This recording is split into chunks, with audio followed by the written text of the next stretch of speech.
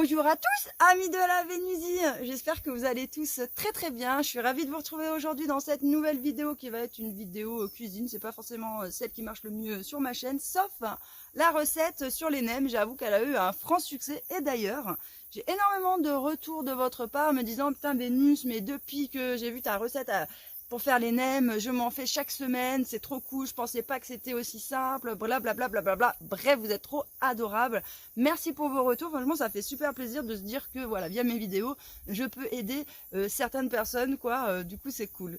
Et donc là, en l'occurrence, on va essayer de faire beignet de courgettes ou acra de courgettes. En fait, acra c'est petit et beignet c'est plus gros, quoi. Donc bon, je sais pas ce que vous préférez l'un ou l'autre. Moi, en tout cas, ça fait un moment que je cherche des beignets de courgettes que je serais en capacité de bien aimer. Le souci, en fait, c'est que moi, je suis un peu exigeante, en fait, sur la bouffe parce que j'ai des papilles, quoi, qui sont assez développées. Et en plus de ça, je trouve que depuis que plus je cuisine par moi-même, en fait, plus mes papilles se développent et moins je supporte de manger des cochons, enfin, des trucs transformés ou des trucs qui n'ont pas de goût, quoi. En fait, c'est ça. Le fond du problème, en fait, moi, que j'ai, quand je teste plein de recettes sur Internet, c'est qu'en fait, ça n'a pas de goût, ça n'a pas de goût. Je suis désolée, et moi j'aime les choses qui ont du goût. Je suis un peu raffinée, quoi. Voilà, je mange de tout, mais il faut que ce soit un peu, voilà, un peu élaboré. Sinon, si c'est basique, c'est fade. Je trouve qu'il n'y a aucun intérêt gustativement parlant, quoi.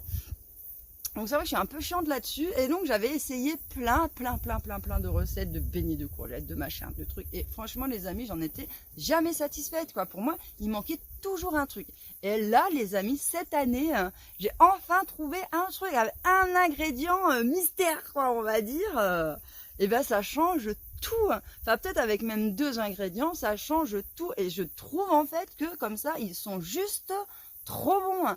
Bon, après c'est vrai que les goûts et les couleurs, voilà, peut-être moi je les trouve trop bons, il y en a d'autres qui trouvent pas ça bon et qui vont préférer ceux qui sont fades, hein. D'ailleurs ça j'avais vu une fois un reportage, les gens ils sont tellement habitués à bouffer de la merde, et ben en fin de compte que quand tu leur proposes un truc qui est fait maison avec des meilleurs produits et tout ça, que la plupart du temps du coup ils vont préférer le truc chimique parce qu'ils sont habitués à ce goût là plutôt que le truc qui n'est pas industriel, parce que le goût ils n'ont pas l'habitude de le manger. Je trouve ça juste dingue.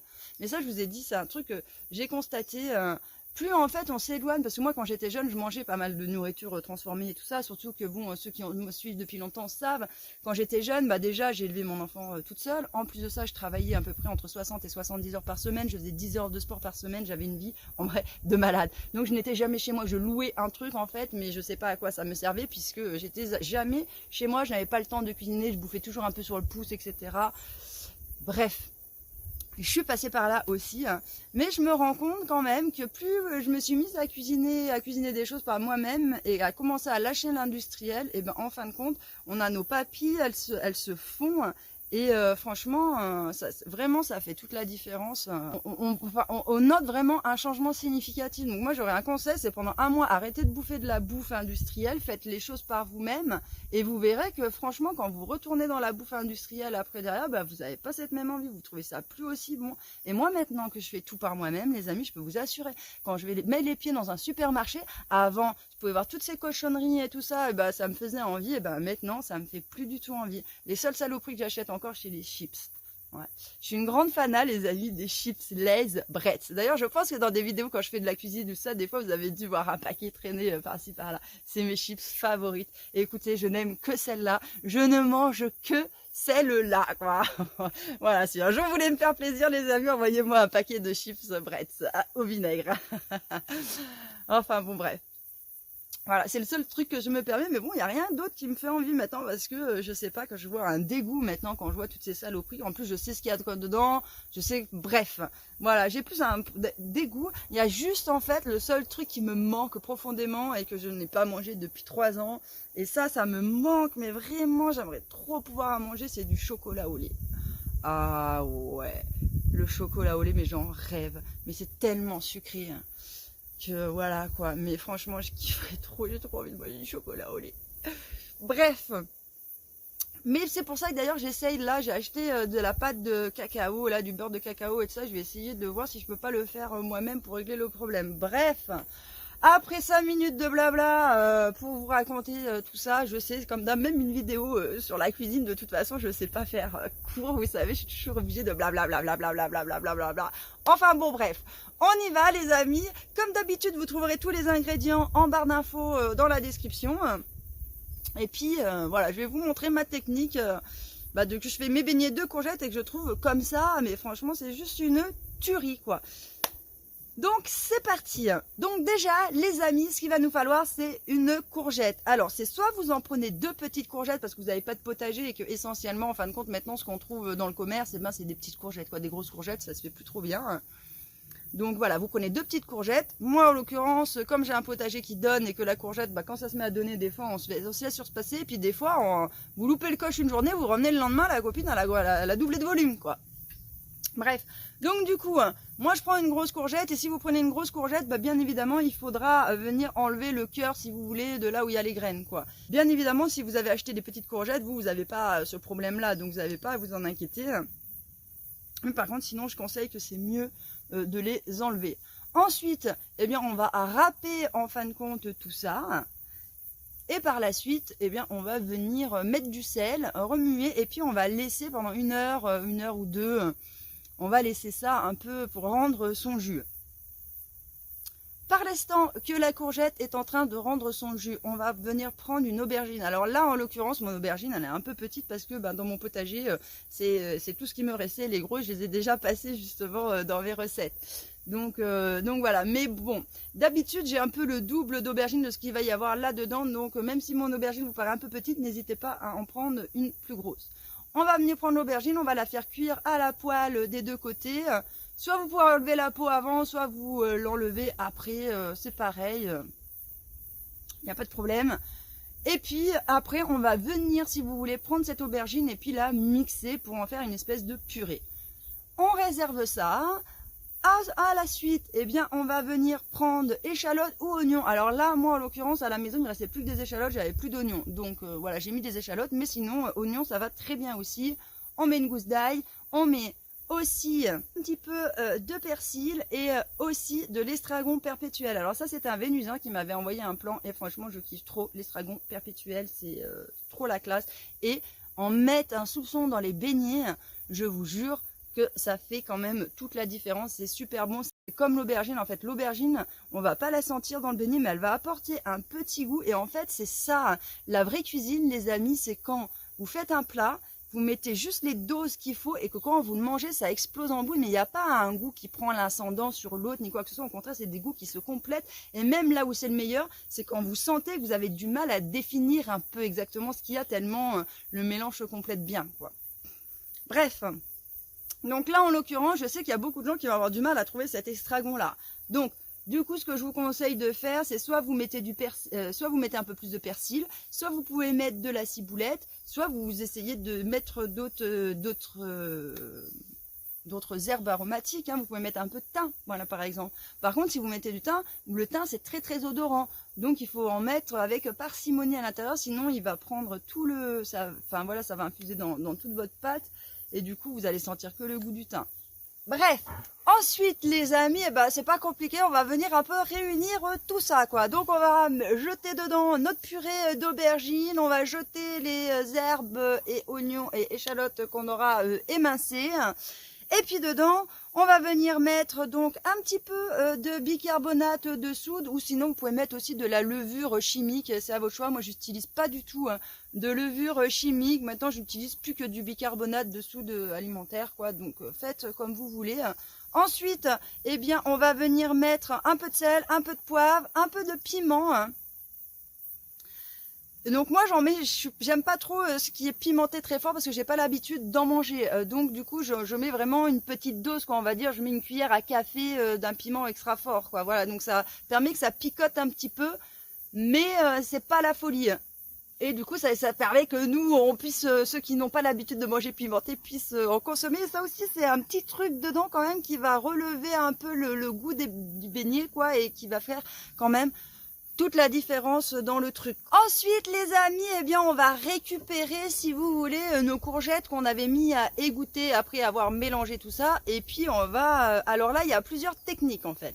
Il y a soit vous pouvez rajouter directement vos courgettes sans les essorer un petit peu avant. Moi je fais le choix de, si vous voulez, de les essorer encore un peu plus, de les mettre dans mon saladier, de mélanger tout ça, et après quand je rajoute ma farine, en fonction de la texture, je vais venir rajouter un peu de l'eau dès que les courgettes auront perdu si nécessaire. Normalement, à ce stade-là, si elles ont bien égoutté, vous devriez, même si elles ont encore du jus, pouvoir le mettre tout dedans comme ça et rajouter directement votre farine. Vous devriez obtenir un peu la texture que vous souhaitez. Moi, je préfère, pour être sûr d'obtenir la texture que je veux, les égorger avant et rajouter, moi, à ma sauce, le jus à l'intérieur. Si vous choisissez de ne pas les essorer avant et que vous constatez à la texture, quand vous aurez mis votre farine, que c'est trop liquide, à ce moment-là, bah, vous rajoutez de la farine. En fait, c'est simple. Donc bon, j'ai oublié de vous filmer à ce moment-là. Je sais pas comment je me suis démerdée. Je crois que je l'avais mis sur pause et j'ai oublié de redémarrer la caméra au moment où je mélangeais un petit peu tout ça. Donc je viens mélanger tout ça grossièrement à la main, et en fait c'était là où c'était important de vous montrer un peu la texture du truc. Malheureusement je vais pas pouvoir vous montrer, mais il faut pas que ce soit liquide. En fait moi je vois beaucoup de gens qui font des beignets, des machins ou des trucs, c'est hyper liquide, mais en fait quand c'est liquide c'est pas bon. Non, c'est pas bon. Alors que là c'est pas du tout liquide. Si vous voulez, la pâte elle est hyper collante, hein, mais si vous la preniez en main, elle s'effondrerait pas. On pourrait la pondre en main, vous voyez, c'est pas liquide comme ça. Il faut vraiment que vous voyez que ça se tient. D'ailleurs quand on va passer là à faire frire les beignets, alors moi je prends des petites cuillères pour les faire parce que je les aime bien que sous forme d'acra. J'aime pas quand c'est trop gros. Moi ce que je préfère limite dans le beignet, c'est le croustillant qu'il y a autour, quoi, plutôt que l'intérieur. Donc quand il y a trop d'intérieur, j'aime pas ça. Et bon, après vous faites comme vous voulez. Moi je les préfère en petits. Mais quand j'attrape à la cuillère les petits pour former mes petits trucs, on voit bien que le truc il se tient, quoi. C'est vraiment pas du tout coulant ni quoi que ce soit. Et d'ailleurs, c'est grâce à ce côté-là que à l'intérieur de vos beignets, ça va faire un petit côté pain de mie, quoi. Vous voyez, du pain de mie. Et du coup, quand vous allez manger vos beignets croqués dedans, en fait, bah dedans, ça fait comme si c'était un pain fourré à je sais pas quoi. Enfin, vraiment, j'adore ça. Et donc, pour ça, il faut pas qu'il y ait beaucoup d'eau à l'intérieur.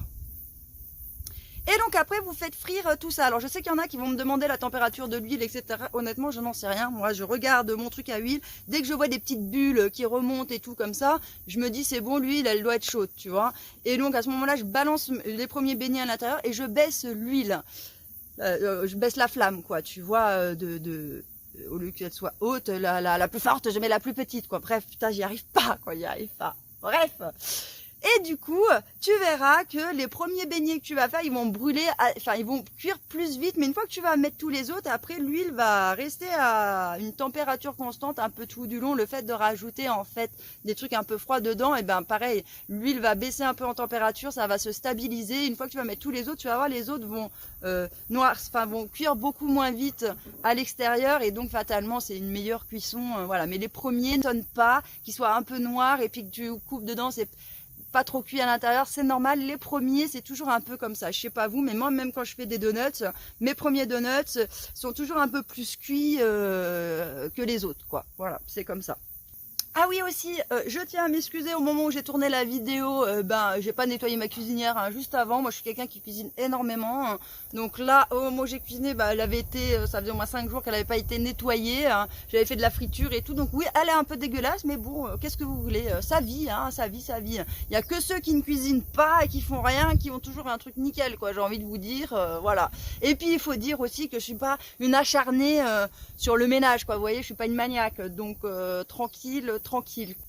Bref, et puis voilà les amis, ça y est, on a nos petits acras de courgettes que vous pouvez manger. Alors là vous pouvez vous faire une sauce blanche avec, je sais que moi mon fils il adore ça, quand on fait une petite sauce blanche à manger avec ça.